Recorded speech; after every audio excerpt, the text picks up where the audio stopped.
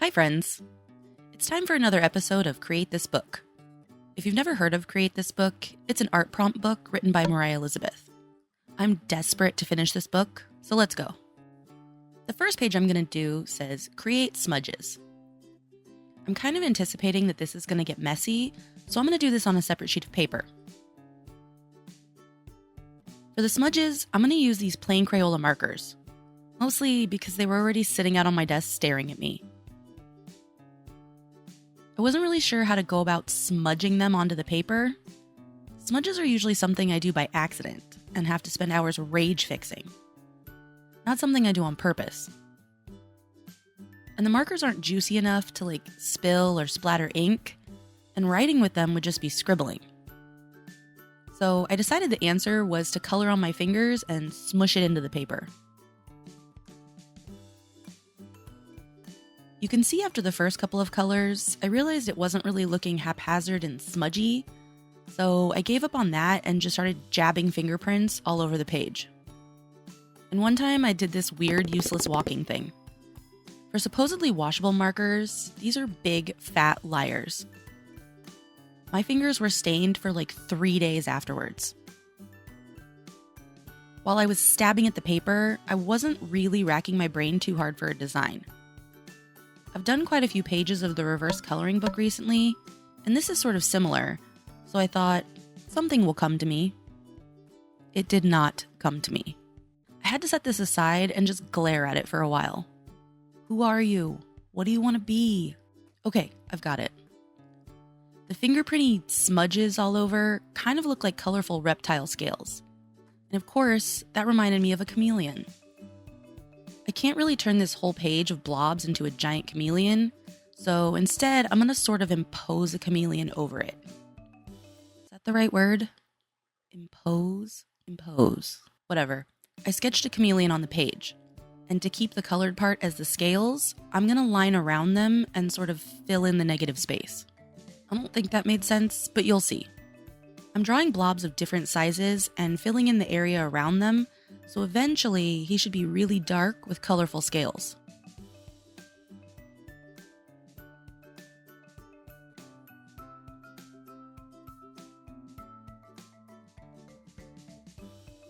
This was pretty time consuming and my hand was cramping like it was PMSing, but once the blobby areas were kind of planned out, it was easy to just keep drawing circles and blobs bunched up against each other, and that just sort of naturally filled in the areas.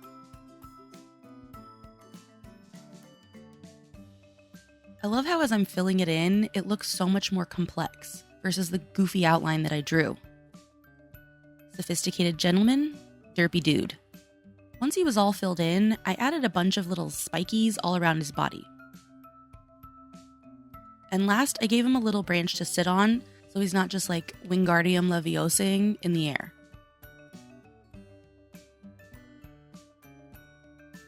I glued it into the book, and here it is done. The next page I'm going to do says, create a bumpy page.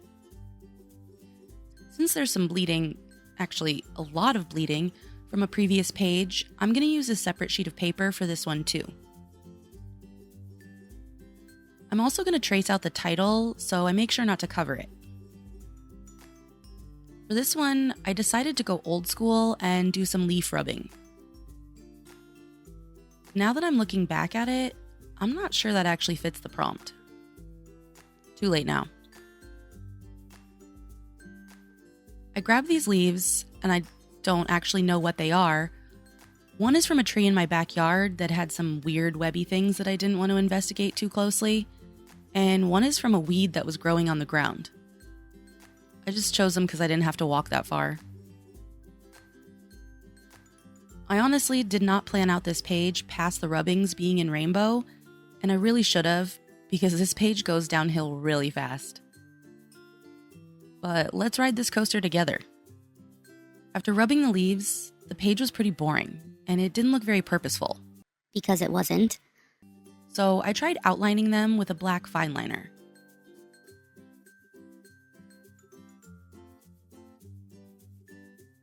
That's still a real snooze. So I went around each one of them with a felt tip flare pen, in the same color as the pencil.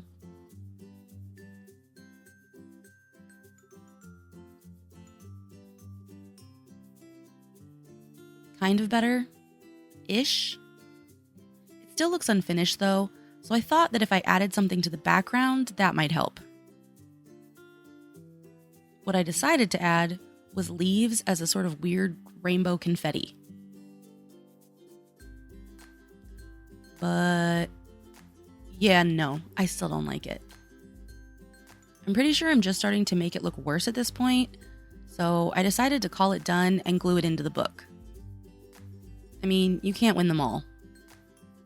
The last page I'm going to do says, create a switch. Come up with an idea for this page. Switch up the plan about halfway through completing your original idea. Now, did I just do 2 pages with no planning? Yes. But if you specifically tell me, don't plan your second idea until you've already started on your first one, all my brain is going to do is plan. But I'm trying to keep it a sort of loose plan, so I'm starting with circles.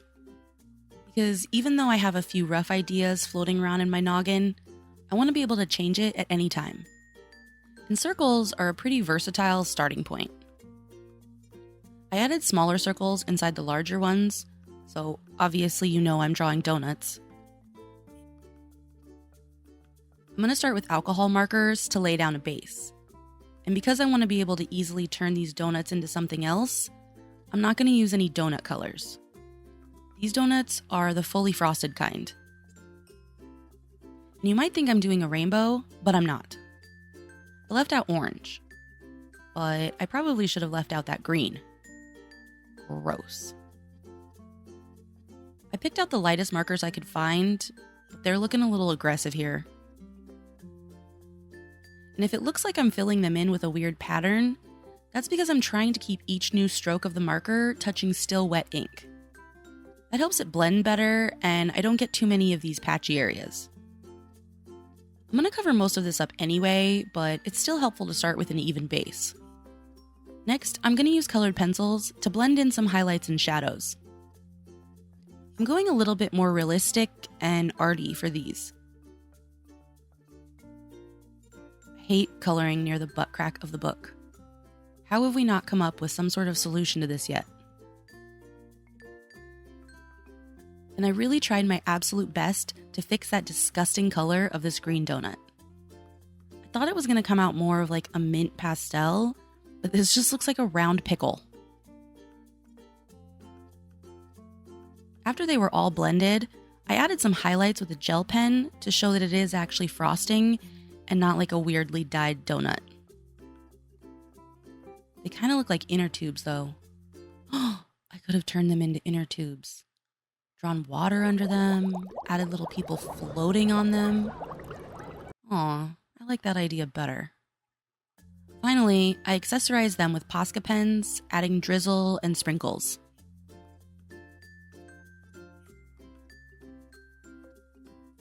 Now, for the second page, I am completely changing up what I'm doing.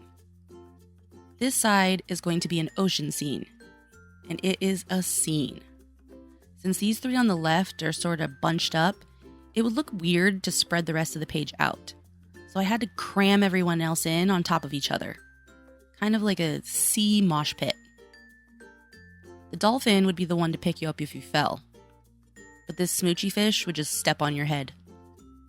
I'm going for a more cartoony, cutesy vibe on this page, so I'm outlining each animal with a fine liner. Then I erased all of my lines and went in with the markers again. I'm sticking with the same 5 markers that I used on the first page so that it still goes together, even if they're completely different styles. And it was sort of tricky to figure out how to use the colors so they looked balanced, but I think I did okay. Then it was another round of colored pencils, shading and blending, awkwardly coloring in the crack, and trying to fix the weird color of this dolphin. Then I went back around each animal to thicken up the lines and add a few faces.